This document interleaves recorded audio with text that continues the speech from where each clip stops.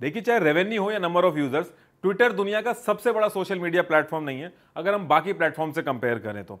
फिर ऐसा क्या रीजन है कि दुनिया का सबसे अमीर आदमी इलॉन मस्क इस सोशल मीडिया प्लेटफॉर्म के लिए इतना इंटरेस्टेड हो गया कि इसको खरीदने के लिए वो अपने टेस्ला के स्टॉक्स तक बेचने के लिए रेडी है। और उससे भी बड़ा क्वेश्चन ये है कि इतना बड़ा प्रॉफिट होने के बाद भी, चाहे वो ट्विटर का बोर्ड हो या यूएस गवर्नमेंट हो या फिर यूएई के प्रिंस हो, ये सब इलॉन को ट्विटर खरीदने से रोकने में क्यों लगे हुए हैं। तो इन सब चीजों के पीछे एक्चुअल रीजन क्या है, उनको डिस्कस करते हैं। इलॉन के लिए ट्विटर एक सोशल मीडिया प्लेटफॉर्म से ज्यादा एक मार्केटिंग टूल है, जहां वो अपने हर प्रोडक्ट को अलग अलग तरीके से प्रमोट करते हैं। अब आप कहोगे कि ट्विटर ही क्यों, बाकी कोई सोशल मीडिया प्लेटफॉर्म क्यों नहीं?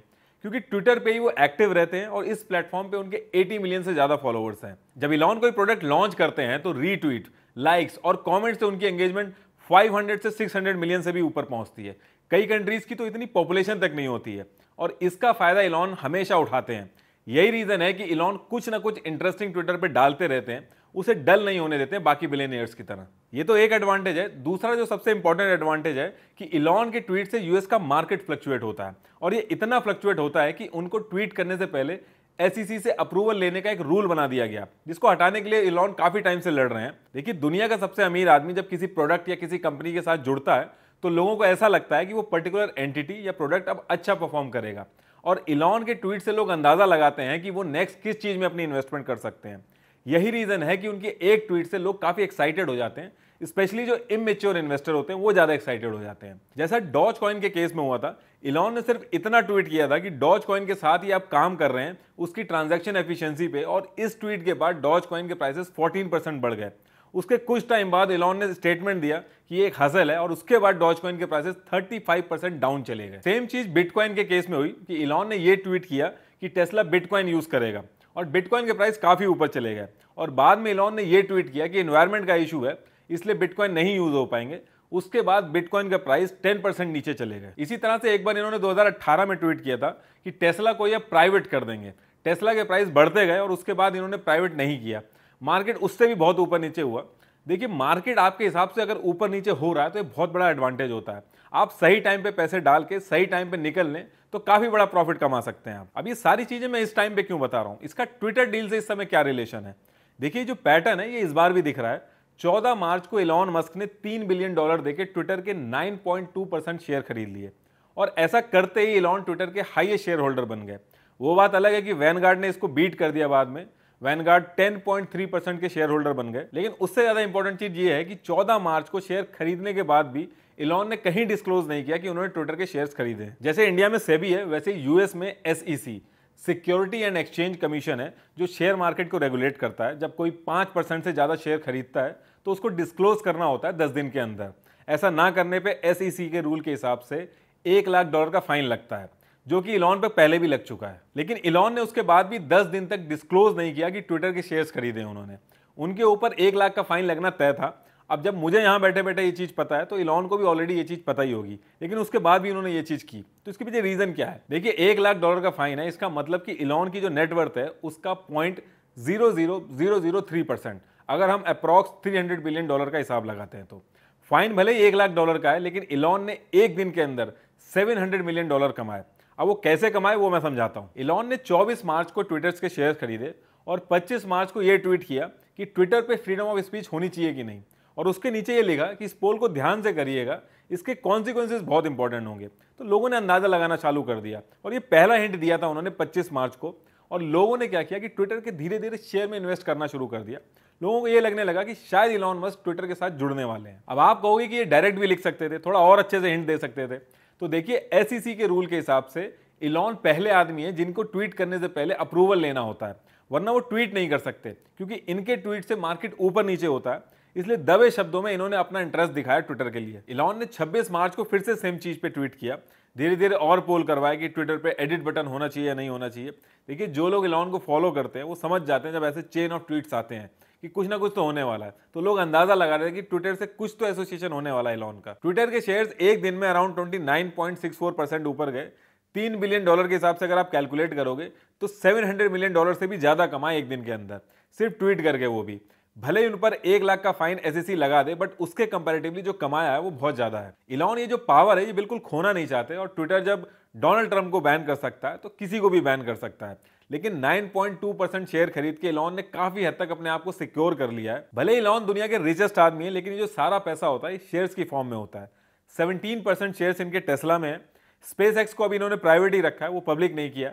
तो इतना सारा पैसा अरेंज करके ट्विटर खरीदना ये भी आसान काम नहीं है। ताकि इलॉन वर्ल्ड के रिचेस्ट आदमी है, इतना बड़ा इनका इन्फ्लुएंस है, आप कहोगे कि ये खुद का प्लेटफॉर्म क्यों नहीं बना लेते हैं।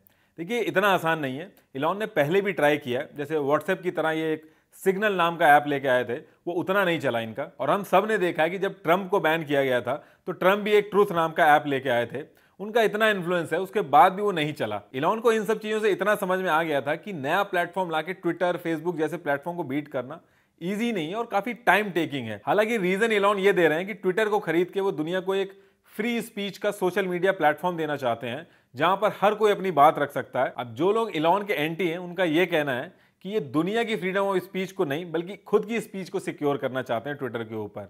और फ्रीडम ऑफ स्पीच की बात ये तभी करते हैं जब पैसा इन्वॉल्व होता है। जब यूक्रेन को सैटेलाइट के थ्रू इंटरनेट दिया गया था तो उनसे पूछा गया था कि रशिया को आप इंटरनेट देंगे।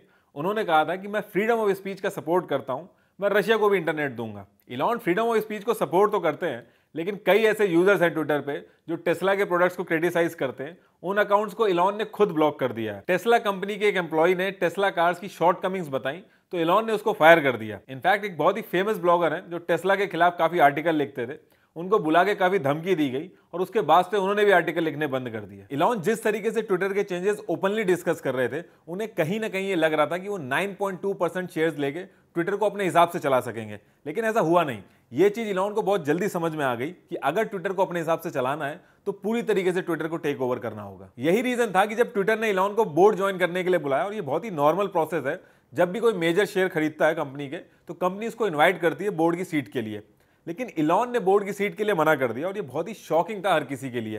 लेकिन बाद में पता चला कि इलॉन ट्विटर को पूरी तरीके से टेक ओवर करना चाहते हैं, और अगर वो बोर्ड ज्वाइन कर लेते तो वो सिर्फ 15% शेयर ही खरीद पाते। ट्विटर का बोर्ड बिल्कुल नहीं चाहता था कि इलॉन ट्विटर को टेक ओवर करें, भले ही कितना ही नुकसान हो जाए, क्योंकि पता नहीं किस रीजन से इलॉन ट्विटर को कंटिन्यूअसली मॉक कर रहे थे। पहले कहा कि ट्विटर में फ्रीडम ऑफ स्पीच नहीं है, इसको मैं चेंज कर दूंगा। फिर यह भी कहा कि ट्विटर का जो सैन फ्रांसिस्को का हेडक्वार्टर है उसको वो होमलेस शेल्टर बना देंगे, क्योंकि वहां कोई कभी दिखता ही नहीं है। फिर फोटो डाली कि नेक्स्ट बोर्ड मीटिंग ट्विटर की इस तरीके से होगी। फिर कई बार पोल कराया कि इसके एडिट बटन को भी चेंज कर देना चाहिए। 2 से 3 दिन के अंदर ट्विटर के पूरे बोर्ड को परेशान कर दिया, और इस चीज से हर कोई कंफ्यूज था कि जब आप किसी से डील करने जा रहे हो तो आप उसको इस तरीके से मॉक क्यों करोगे। इलॉन ने ट्विटर बोर्ड को एक लेटर लिखा, उसमें पहली चीज तो ये मेंशन थी कि वो बोर्ड का पार्ट नहीं बनना चाहते हैं, और दूसरा एक ऑफर दिया उन्होंने कि जो करंट प्राइस ट्विटर का चल रहा है $40 से $45 के बीच में, इसको ये $54 के रेट से सारे ट्विटर के शेयर्स खरीदना चाहते हैं और ट्विटर को एक प्राइवेट कंपनी बनाना चाहते हैं, ताकि ये फ्रीडम ऑफ स्पीच इंप्लीमेंट कर सकें। और ऐसा ना करने पे इन्होंने इनडायरेक्टली एक धमकी भी दी कि जो सारे शेयर्स हैं अभी इनके पास ट्विटर के, उसको रिकंसिडर भी कर सकते हैं, उसको हटा भी सकते हैं।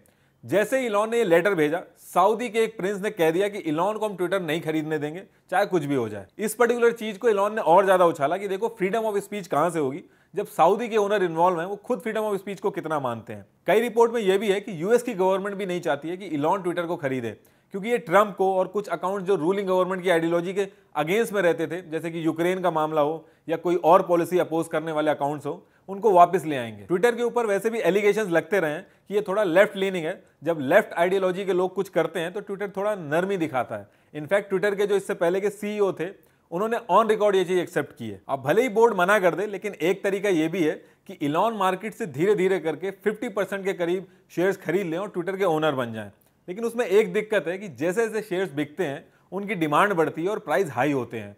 ऐसा करने पे इलॉन को जो ट्विटर खरीदना है वो बहुत ज्यादा महंगा पड़ जाएगा। और ऊपर से ट्विटर के बोर्ड ने इलॉन का काम और मुश्किल कर दिया 15 अप्रैल को पॉइजन पिल लाके।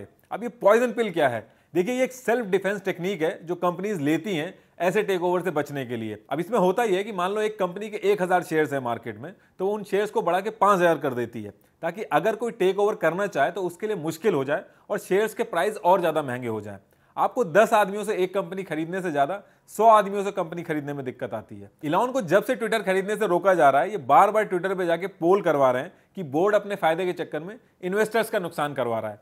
शेयर होल्डर्स को अच्छी कीमत मिल रही है और इससे उनका फायदा होगा, और ट्विटर का फ्यूचर क्या होगा ये शेयर होल्डर्स को डिसाइड करना चाहिए, ना कि कुछ बोर्ड मेंबर्स को। ऐसे केसेस में इन्वेस्टर चाहें तो वो कोर्ट भी जा सकते हैं कि जो बोर्ड है वो शेयर होल्डर्स के हित में फैसला नहीं ले रहा है, और अभी तो शेयर होल्डर्स को अच्छी कीमत मिल रही है, कहीं आगे चल के इलॉन ने सारे शेयर्स डिसॉल्व कर दिए तो इनको भारी नुकसान हो सकता है। वहीं इलॉन कह रहे हैं कि वोटिंग होनी चाहिए शेयर होल्डर्स के बीच में और जो वो डिसाइड करे वही होना चाहिए। इलॉन ने अभी रिसेंटली टेड 2022 के कॉन्फ्रेंस में, जो कि वैनकूवर में हुआ था, उसमें यह कहा कि उनके पास प्लान बी भी है। अब वो क्या है वो तो नहीं बताया उन्होंने, लेकिन इलॉन आने वाले टाइम में कुछ ना कुछ बड़ा जरूर करेंगे। और लास्ट में फिर से बताना चाहूंगा कि IND मनी ऐप को डिस्क्रिप्शन लिंक से डाउनलोड करिए और अपना यूएस स्टॉक अकाउंट फंड करिए। जैसे ही आप डिस्क्रिप्शन लिंक से साइन अप करके यूएस अकाउंट क्रिएट करेंगे, आपको 50 रुपीज का टेस्ला स्टॉक मिलेगा और अकाउंट फंड करके आपको 750 रुपीज का फ्री एप्पल स्टॉक मिलेगा। कोड है नितिश टेस्ला। IND मनी को ओवर 4 मिलियन इंडियंस यूज करते हैं और ये बहुत ही अच्छा ऐप है to invest in US stocks from India.